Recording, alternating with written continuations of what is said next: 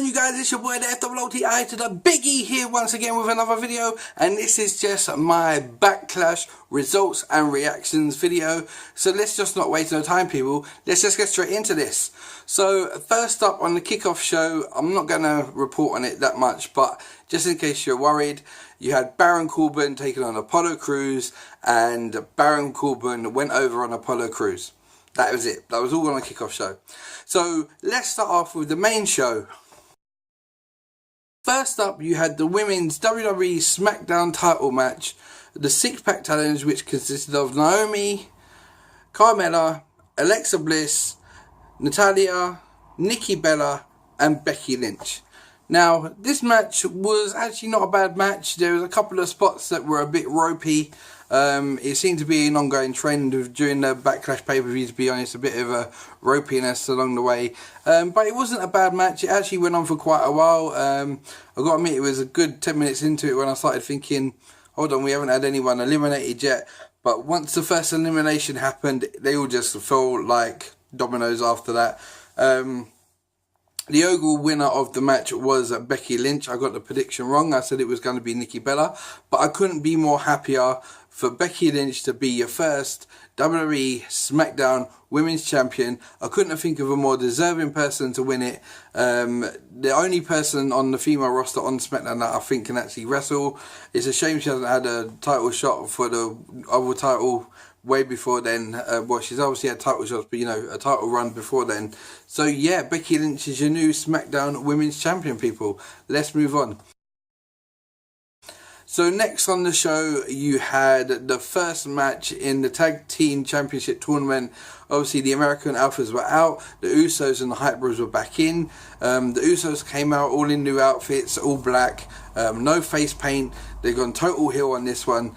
And the Usos went over on the Hype Bros to make it through to the final. Now, as we're on the Tag Team Tournament, we're just going to stay here, people, for the final. So, the final was the Usos versus Heath Slater and Rhino. And I predicted Heath Slater and Rhino would win, and that is exactly what happened, people. That's exactly what happened. So Heath Slater and Rhino won the Tag Team Championships. Heath Slater has got himself a contract with SmackDown, and him and Rhino are the first ever WWE Tag Team Champions on SmackDown. Up next, we had the Jizz taking on Dolph Ziggler for the WWE Intercontinental title. Now, this match, to me, to be honest, it wasn't a bad match. It wasn't a great match. As you guys know from watching my previous videos, I can't stand the Jizz, and I really have no love lost for Dolph Ziggler either. To be honest, this match was a carbon copy of what I actually saw on the European tour in Newcastle back in April. It pretty much, move for move, was exactly identical match. It wasn't a bad match, you know. It was what it was, and Maurice helped the Jizz out to get the win over Dolph Ziggler to retain, and still is your WWE Intercontinental Champion, which actually I predicted and went with the Jizz. I know, guys, I know, but WWE don't screw me over, people. Let's just move on. So up next, you had the match between Randy Orton and Bray Wyatt. Now, I was really hyped up for this match. I was really looking forward to it. There was a segment earlier on in the show where Bray Wyatt attacked Randy Orton backstage, jamming his ankle in a doorway. It got announced that Randy Orton was too injured to compete. The rumour is, if you haven't heard, that apparently Randy Orton is suffering a concussion from the beatdown from Brock Lesnar for SummerSlam. That is why they went with this angle. So Bray Wyatt won by forfeit to a count of 10 in the ring. It was then announced that Bray Wyatt would take on in a no-holds-barred match, Kane. Yeah, you heard me right, Kane. So it had a couple of good spots in it. I got to be honest, I was dreading this match as soon as they announced it. But it had a couple of good spots. It had a good spot where Bray put Kane through a table. But this is where it all turns for me. So Randy Orton came out as you would expected, hit Bray Wyatt with the RKO out of nowhere. He got up again, the Kane chokeslammed in, and Kane got the 1, 2, 3. Now, on that note, I am officially telling you now that Bray Wyatt is allergic to wins on pay-per-views. And not just that, WWE Creative just keep on messing over Bray Wyatt. I mean, what is it? He does these awesome promos. He has the charisma. He's got everything. The fans love him. We all want him to do well and push on his career. But WWE just can't allow him to look strong. They make him strong in promos, but he can never win a match on pay-per-view. So they hype him up on promos, they hype him up in storylines, and they just destroy him. I mean, I don't know what are they trying to prove that they can make a guy lose every single match he's in and still have him well over with the fans? I really don't know. But this one really annoyed me, people. So that was just my little rant on this one. So let's just move on. So, last but not least, we had the match between Dean Ambrose and the phenomenal AJ Styles for the WWE World Heavyweight Championship. And I am glad to tell you guys that Dean Ambrose's reign is now officially over.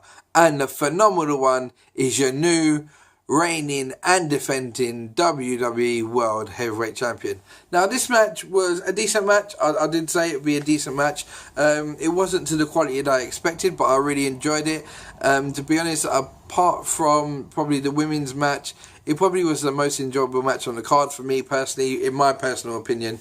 And you would expect it would be with Dean Ambrose and AJ Styles in it. But as it goes, Mr. Dean Ambrose lost his title to the phenomenal AJ Styles, and that was your first WWE Backlash pay-per-view. On that note, what did I think of WWE Backlash, the first Smackdown pay-per-view?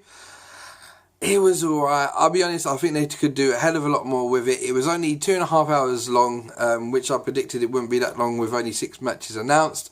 But it just felt a bit empty. It had great spots, like obviously Becky winning the title, that was a great moment. AJ winning the title was another great moment. Heath Slater and Rhino becoming your tag team champions was another great moment. Heath Slater's well over the fans. He cut a great promo at the end here on Rhino. So it did have some really, really good spots in it. I'm not going to take that away from the show. But it just felt like it lacked something. And I don't know what that something was. But it lacked something. It just didn't feel like a true WWE pay-per-view, if so to speak, apart from obviously the title changes. So I'm going to give this show a C+.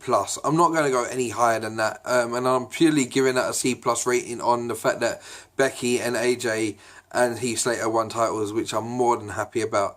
So yeah guys, that is it. This was your Backlash reactions and results video, and this is your FWOTI to the Big E signing out once again. Remember to like, share, subscribe. If you're new to the channel, click that subscribe button. I'll be back with more WWE stuff for you guys soon, and I'm out here guys. Bless and peace.